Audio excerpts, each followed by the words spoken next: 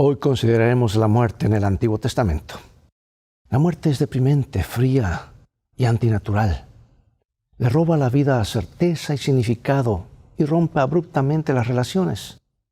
Morir no tiene sentido. Es una invasión en la eternidad de Dios. Como humanos, nunca estuvimos destinados a morir. Solo por el pecado morimos. Sin embargo, en el jardín del Edén, en medio de la oscuridad y la desesperación, Dios introdujo la esperanza. Y la esperanza brilla donde no hay esperanza, como una luna y las estrellas traen luz en la oscuridad.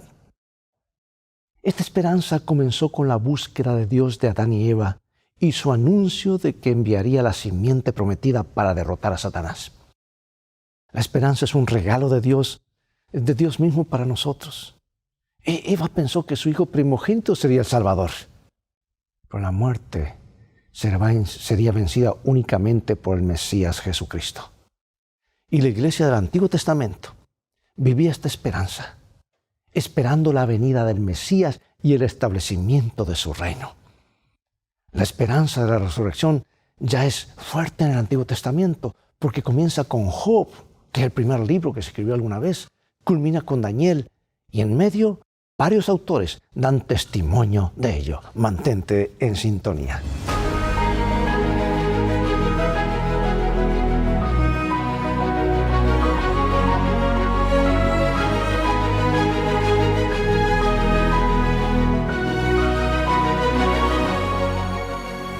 Comencemos con estos versículos, Hebreos 11, 17 y 19.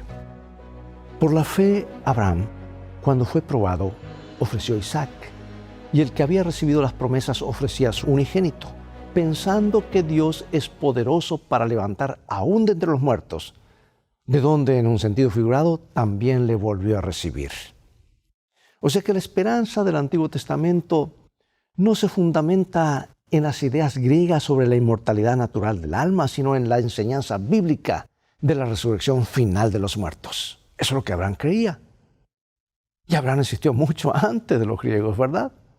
Pero ¿cómo podría volver a la vida un cuerpo humano que ya no existe, que fue incinerado o destruido por otros medios o comido por no sé? ¿Cómo puede recuperar su identidad alguien que ha fallecido quizás hace siglos o hasta milenios? Bueno, estas preguntas nos llevan a reflexionar sobre el misterio de la vida. Estamos vivos y disfrutamos de la vida que Dios nos concede todos los días. Aunque ni siquiera podemos empezar a comprender el origen sobrenatural de la vida, sabemos que en el principio Dios trajo la vida a la existencia de la no vida mediante el poder de su palabra. Él crea. De esa energía que sale de su boca, Él crea la materia. Entonces, si Dios al principio pudo crear vida en la tierra de la nada, o sea, en latín ex nihilo, ¿por qué deberíamos dudar de la capacidad para recrear la vida humana y restaurar su identidad original? Bueno, hoy reflexionaremos sobre el desarrollo de la noción de la resurrección final en las épocas del Antiguo Testamento, con especial énfasis en las declaraciones de Job, algunos salmistas y los profetas Isaías y Daniel. Así que comencemos nuestra investigación bíblica de la esperanza de la resurrección en el Antiguo Testamento. He de ver a Dios, declaró Job. ¿Cuándo y bajo qué circunstancias esperaba ver a Dios? Comparemos ahora su esperanza con otros versículos del Nuevo Testamento. Vamos a ir a Job, a San Juan, a Timoteo. Yo sé que mi Redentor vive y al fin se levantará sobre el polvo. Y después de deshecha está mi piel, en mi carne he de ver a Dios, el cual veré por mí mismo, y mis ojos lo verán, y no otro, aunque mi corazón desfallece dentro de mí. A Dios nadie le vio jamás, el unigénito Hijo, que está en el seno del Padre, Él le ha dado a conocer. El único que tiene inmortalidad, que habita en luz inaccesible, a quien ninguno de los hombres ha visto ni puede ver, al cual sea la honra, el imperio sempiterno. Amén. La vida no es justa, amigo y amiga, pero Dios es justo. Comprobamos esto especialmente cuando vemos que los buenos sufren y los injustos prosperan. Por ejemplo, Job era perfecto y recto, temeroso de Dios, dice la Biblia, apartado del mal. Pero aún así, Dios permitió que Satanás lo afligiera de diferentes formas, pero realmente calamitosas. Físicamente, una dolorosa enfermedad le devastó su cuerpo. Materialmente, perdió gran parte de su ganado y sus propiedades. De su casa, perdió sus siervos y hasta sus propios hijos. Y emocionalmente estaba rodeado de amigos que lo acusaban de ser un pecador impenitente que se merecía lo que le estaba pasando. Hasta su propia esposa le dijo: ¿aún retienes tu integridad? Maldice a Dios y muérete. Job no se percató de que se había convertido en el epicentro de una profunda lucha cósmica entre Dios y Satanás. Y afligido por esas luchas, Job lamentó estar vivo y deseó no haber nacido nunca. Sin embargo, manifestó abiertamente su fidelidad incondicional a Dios con estas palabras. Dice: aunque Él me matare, en Él esperaré. Aunque se imaginaba que pronto su vida terminaría, conservó la confianza en que la muerte no tendría la última palabra. Y finalmente, convencido, declaró que aunque muriera, su Redentor algún día se levantaría y él, el mismo Job, vería a Dios en su propia carne. Esta es una vislumbre inconfundible de la resurrección. ¡Qué gloriosa esperanza en medio de semejante tragedia! Rodeado de una enfermedad y dolor, de un colapso económico, de reproche social, de crisis emocional, Job aún podía anhelar el día en que resucitaría y contemplaría a su amado Redentor. En realidad, la declaración de Job sobre la resurrección abundaba de la misma convicción que siglos después Marta le expresara a Jesús, diciendo: yo sé que Lázaro, o sea, resucitará a mi hermano Lázaro en la resurrección en el día postrero. Marta tenía la teología correcta, Job tenía la teología correcta. Y Job, al igual que Marta, tuvo que reclamar esta promesa por fe. Aunque a diferencia de Job, Marta pronto recibió una poderosa evidencia empírica de su creencia, porque Jesús resucitó a su hermano pocos momentos después. ¿Cómo podemos aprender a confiar en Dios, aún en medio de las duras injusticias de la vida? Amigo y amiga, las cosas van a terminar bien para los hijos de Dios. Ten confianza, aún ante la pérdida de un ser querido, aún cuando las cosas van mal. Vamos a ver esto. Veamos qué llevó al salmista a estar tan seguro de su resurrección final en contraste con quienes perecieron sin esa seguridad. Vamos a Salmo 49:15 y luego 6 al 14. Pero Dios redimirá mi vida del poder del Seol, porque Él me tomará consigo. Los que confían en sus bienes y de la muchedumbre de sus riquezas se jactan. Ninguno de ellos podrá en manera alguna redimir al hermano, ni dar a Dios su rescate, porque la redención de su vida es de gran precio y no se logrará jamás, para que vivan adelante para siempre y nunca vea corrupción. Pues verá que aún los sabios mueren, que perecen del mismo modo que el insensato y el necio, y dejan a otros sus riquezas. Su íntimo pensamiento es que sus casas serán eternas y sus habitaciones para generación y generación dan sus nombres a sus tierras. Mas el hombre no permanecerá en honra, es semejante a las bestias que perecen. Su camino es locura, con todos sus descendientes se complacen en el dicho de ellos. Como a rebaños que son conducidos al Seol, la muerte los pastoreará y los rectos se enseñorearán de ellos por la mañana. Se consumirá su buen parecer y el Seol será su morada. Bueno, Salmo 49 habla de la falsa confianza de los necios que confían en sus bienes, en la muchedumbre de sus riquezas. Ellos están jactando por lo que tienen. Quienes dan sus nombres a las tierras y viven solo para bendecirse a sí mismos. Actúan como si sus casas y su propia gloria duraran para siempre. Pero los necios olvidan que su honor se desvanece y que perecen al igual que las bestias. Dice: como a rebaños que son conducidos al Seol, la muerte los pastoreará y se consumirá su buen parecer y el Seol será su morada. O como dijo Job siglos antes: desnudo salí del vientre de mi madre y desnudo volveré allá. Y ahora el salmista señala que tanto el necio como el sabio mueren dejando sus riquezas a otros.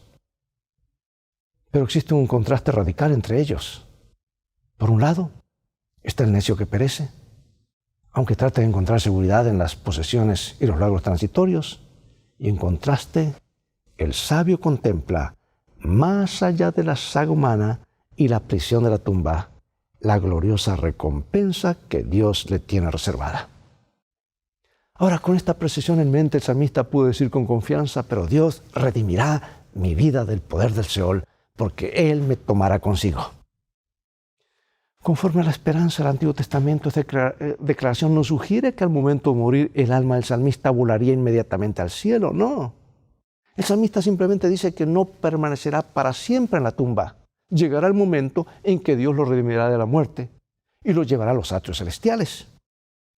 Una vez más, se describe la certeza de la resurrección futura, que aporta esperanza, seguridad y sentido a esta existencia actual. Por lo tanto, el sabio recibirá una recompensa mucho más gloriosa y eterna que la que el necio podrá reunir para sí en esta corta vida. Por eso pregunto, ¿de qué manera has podido ver la locura de quienes confían en sus riquezas y logros? Nada trajeron, nada se han de llevar. Pero fijar los ojos en la cruz, ¿cómo puede protegernos de caer en el mismo error? Bueno, aquí va otro salmo. ¿Qué quiso decir el salmista cuando le pidió a Dios que lo levantara de los abismos de la tierra? Salmo 71, 20. Tú, que me has hecho ver muchas angustias y males, volverás a darme vida, y de nuevo me levantarás de los abismos de la tierra. Bueno, en el Salmo 49 encontramos una conmovedora expresión de esperanza en la resurrección, en contraste con la falsa seguridad del necio que confiaba en su riqueza. Y en Salmo 71 el salmista busca la seguridad y esperanza en Dios mientras está rodeado de enemigos y acusadores falsos que dicen que Dios lo ha abandonado. Y en medio de las pruebas, el salmista encuentra consuelo y seguridad al recordar cómo Dios lo cuidó en el pasado. En primer lugar, se da cuenta de que Dios lo sostuvo desde que nació e incluso de que lo sacara del vientre de su madre. Y luego reconoce que Dios le enseñó desde su juventud, con la certeza de que Dios era su roca y su fortaleza. Ahora el salmista dice, sé para mí una roca de refugio a donde recurra yo continuamente. No me deseches en el tiempo de la vejez, cuando mi fuerza se acabare, no me desampares. Oh Dios, no te alejes de mí, Dios mío, acude pronto en mi socorro. Y luego el salmista agrega, tú que me has hecho ver muchas angustias y males, volverás a darme vida y de nuevo me levantarás de los abismos de la tierra. ¿Sabe que esta expresión de los abismos de la tierra podría entenderse literalmente como una alusión a la futura resurrección física del salmista? Pero el contexto parece favorecer una descripción metafórica de la condición de profunda depresión del salmista, como si la tierra se lo estuviera tragando, por decir así. Por lo tanto, podemos decir que, aunque básicamente se trata de un lenguaje figurativo, también contiene una sugerencia de resurrección física. O sea que en definitiva lo importante es captar que, sea cual fuera nuestra situación, Dios está allí, tiene interés y que en última instancia nuestra esperanza no se encuentra en esta vida, sino en la vida venidera, la vida eterna que tenemos en Jesús después de nuestra resurrección a su regreso. Y podemos hoy tenerla anticipadamente, el que tiene al Hijo tiene la vida. Podemos ya disfrutar anticipadamente de que sí ha de ocurrir eso. Todos hemos tenido terribles momentos de desánimo, ¿verdad?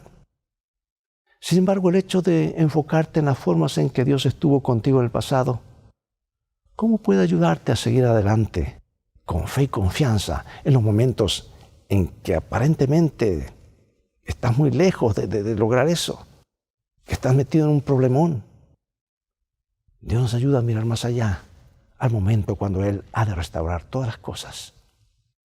Y ahora, una promesa alentadora que solemos leer en los funerales y el contraste entre los que perecerán para siempre. Isaías 26, 14 y 19. Muertos son, no vivirán, han fallecido, no resucitarán, porque los castigaste y destruiste y deshiciste todo su recuerdo. Y aquí viene la promesa, tus muertos vivirán, sus cadáveres resucitarán. Despertad y cantad, moradores del polvo, porque tu rocío es cual rocío de hortalizas, y la tierra dará sus muertos. Hermosa promesa. El libro de Isaías presenta un gran contraste entre la majestad de Dios y nuestra fragilidad humana. Aunque somos como la hierba que se seca y la flor que se marchita, la palabra de Dios permanece para siempre.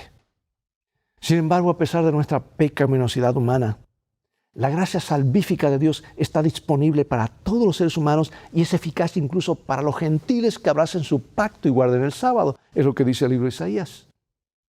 Porque este libro, aquí la esperanza de la resurrección se amplía significativamente. Si bien previamente en la Biblia las alusiones a la resurrección se expresaron más desde perspectivas personales, el profeta Isaías habla de ella como si lo incluyera a él mismo y también a la comunidad de creyentes del pacto. Por ejemplo, Isaías 26 contrasta los distintos destinos de los impíos y los justos. Por un lado, los malvados seguirán muertos, no volverán a vivir jamás, al menos después de la segunda muerte. Serán completamente destruidos y toda su memoria perecerá para siempre.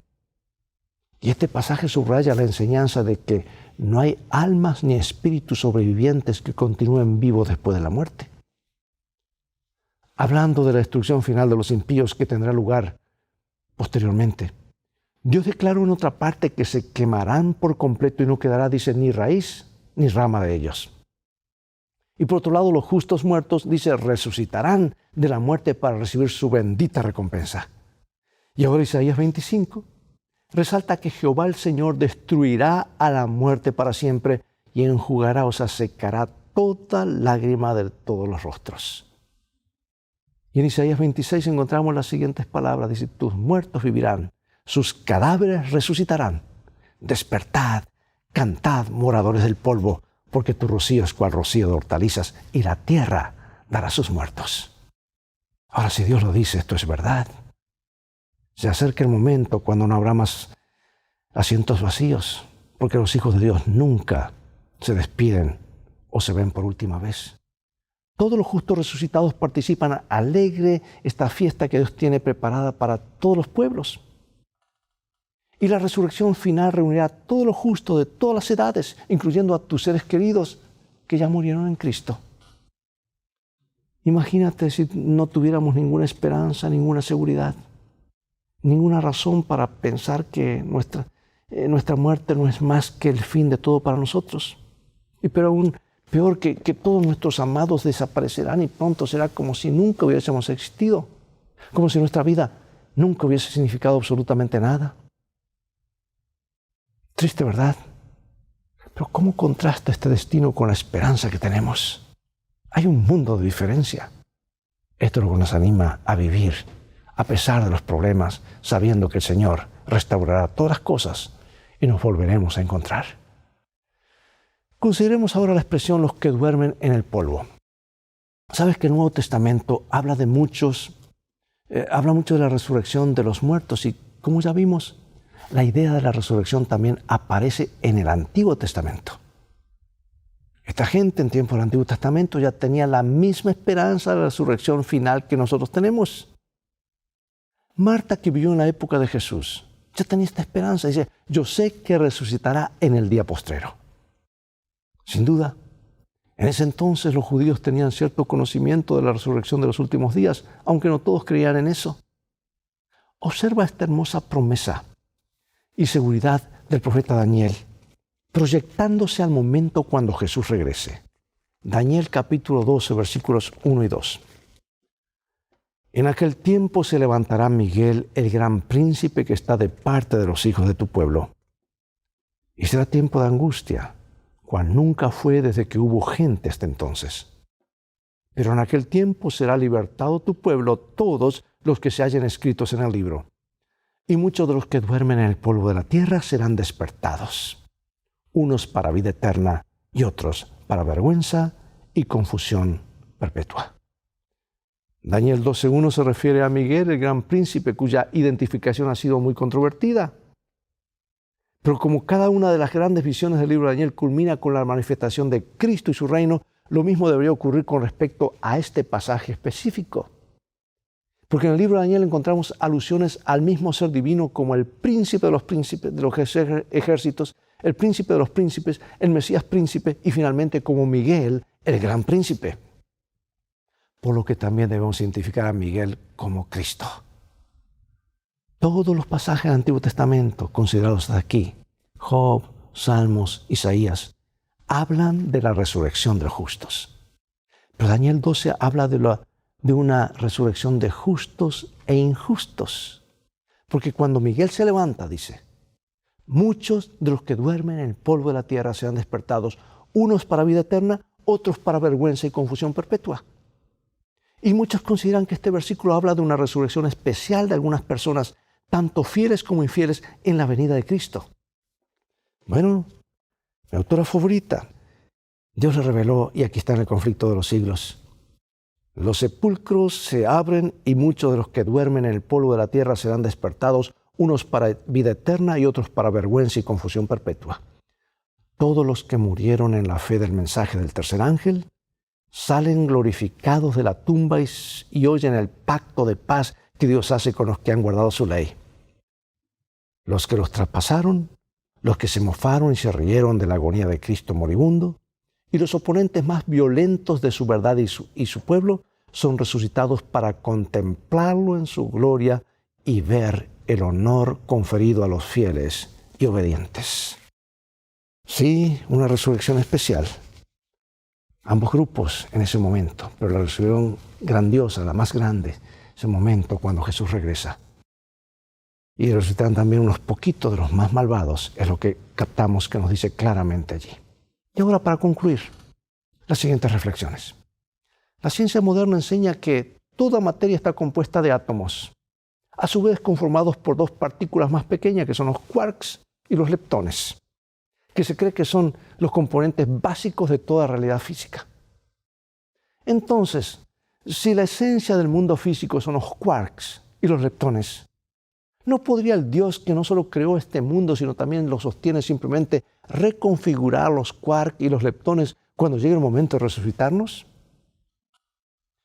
Para burlarse de la resurrección, el ateo Bertrand Russell preguntó qué pasa con aquellos a quienes los caníbales se los comieron porque sus cuerpos ahora son parte de los caníbales, y entonces ¿a quién le corresponde qué cosa en la resurrección? Pero supongamos que Dios simplemente toma quarks y leptones, los bloques de construcción fundamentales de la existencia, de algún lugar, y sobre la base de la información que ya posee, de ese original, de ese blueprint o de esos planos que posee cada uno de nosotros, nos reconstruye a partir de esos quarks y leptones. No necesita nuestra matriz, ya la tiene en la mente, aún nuestra identidad. O de hecho, podría simplemente llamar a la existencia a nuevos quarks y leptones a partir de allí. Bueno, no sé, pero al margen de cómo lo haga, el Dios que creó el universo puede volver a crearnos, lo que promete hacer en la resurrección de los muertos. Allí en el comentario bíblico de los comentarios de Ellen G. White dice lo siguiente: el dador de la vida reunirá en la primera resurrección a su posesión comprada, y hasta que llegue esa hora triunfante, cuando resuene la última trompeta y el inmenso ejército surja para victoria eterna, cada santo que duerme será conservado como seguridad y será guardado como una joya preciosa a la que Dios conoce por nombre. Mediante el poder del Salvador que estuvo entre ellos mientras vivían, y porque fueron participantes de la naturaleza divina, son sacados de entre los muertos. ¡Qué hermosa, hermosa promesa! Pronto será una realidad. Se estimaba que existían 2 billones de galaxias, cada una compuesta por miles de millones de estrellas. Pero ahora con el telescopio espacial, primero el Hubble, ahora el James Webb, notamos que eso es solo el comienzo. Y algunas de estas estrellas tienen planetas que orbitan alrededor de ellas, al igual que los planetas de nuestro sistema solar orbitan alrededor del Sol. Ahora, piensa en el increíble poder de Dios, que no solo creó todas estas estrellas, sino además las sostiene y las conoce por nombre. Aunque esa asombrosa realidad no prueba que este mismo Dios puede resucitar a los muertos, ¿en qué medida nos revela este mismo poder asombroso que tiene, y porque ciertamente algo como la resurrección no estaría más allá de su poder? Sí, amigo y amiga, Dios puede, Dios es poderoso, Él lo promete en su palabra y Él siempre nos dice la verdad. Hebreos 11 destaca la fidelidad y las expectativas de muchos de los llamados héroes de la fe de la antigüedad. En Hebreos 11, aunque está en el Nuevo Testamento, nos habla de los héroes del Antiguo Testamento, ¿verdad? ¿Cómo puede este capítulo enriquecer nuestra comprensión de la esperanza que tenían los personajes del Antiguo Testamento, incluso antes de la resurrección de Jesús? Ellos creían, vivían como viendo al invisible, sabiendo que lo mejor estaba por llegar. ¿Y cómo puedes llevar esta esperanza a aquellos que están de duelo por la muerte de una persona muy querida en su familia? ¿Cómo puede la visión bíblica de la resurrección transformar tu actitud hacia la muerte y la desesperación? ¿Cómo puede la esperanza de la segunda venida aumentar la calidad de tus relaciones, ya sea en tu hogar, en tu vecindario o en tu lugar de trabajo o estudio? Hace poco tuve un funeral de más de 50 personas que murieron de COVID cuando no se permitía siquiera asistir a un funeral o ir a un hospital. Y hubieron más de 1,600 personas en línea. Y cuando se ponían la foto de todas esas personas, una familia entera de 7, un médico, un pastor, y el común denominador de todos ellos era el regreso de Jesús, la esperanza bendita de la resurrección. Un día no más enfermedad, no más muerte, no más separaciones. Eso es lo que el Calvario ha hecho posible. Confiemos en lo que Dios dice en su palabra. Vale la pena. Se cumplirá. Pronto Jesús restaurará todas las cosas. Oremos. Gracias, nuestro Padre, por darnos esta esperanza tan segura. Se las diste en el Antiguo Testamento a los héroes de la fe, a tus hijos, a Adán y Eva, a Job, así a cada uno a través de las edades. Y hoy confiamos en la misma esperanza, porque tu palabra es la misma hoy, ayer, hoy y por los siglos. Que esta esperanza se mantenga latente en nuestros corazones, porque es la palabra segura en la cual podemos confiar. Bendícenos. Sabemos que lo harás, y si hay alguien de luto, trae consuelo, ánimo, esperanza a ese hogar, a esa vida, a esa persona. En el nombre de Jesús oramos. Amén. Bien, llegó el tiempo de despedirnos. Es todo el tiempo que tenemos por hoy. Será hasta el próximo programa de la serie Lecciones de Vida o Lecciones de la Escuela Sabática. Te animo a que invites a otros a sintonizar este canal y que tú seas ahora ya un canal de bendiciones para que otros puedan ir a la palabra de vida. Mientras tanto, Dios te bendiga y recuerda, tú vales mucho para Jesús. Él te ama más de lo que puedes imaginar. Y en el viaje de la vida en el cual todos vamos, las cosas van a terminar bien si hacemos de los principios de la Biblia nuestro GPS y a Jesús como nuestro guía. Maranatha, Dios te bendiga.